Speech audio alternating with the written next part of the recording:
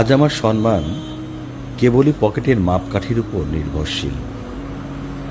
যতক্ষণ না পর্যন্ত আমার ঘাম টাকায় রূপ না নেয়, ততক্ষণ পর্যন্ত আমার ঘ্রাণ এ সমাজ বুঝতেই পারে না।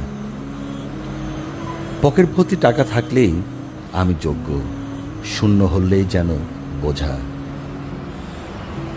কাছের মানুষগুলোর বায়না, আশপাশের মানুষের হাসি মুখ, সব কিছুর আড়ালে লুকিয়ে থাকে আমার নিঃশব্দ হাহাকার। টাকা থাকলে আমার কথা সবাই শোনে, আর না থাকলেই অতি মূল্যবান পরামর্শগুলো হয়ে ওঠে মূল্যহীন। সবচেয়ে কাছের মানুষটিও যখন টাকার অভাবে মুখ ফিরিয়ে নেয়, তখন আয়নার সামনে দাঁড়িয়ে মনে হয়, আমি কি মানুষ নাকি কেবলই টাকা উপার্জনের যন্ত্র? দিন শেষে একা চুপ করে বসে থাকা মানুষটি আমি ক্লান্ত নই, লজ্জিত।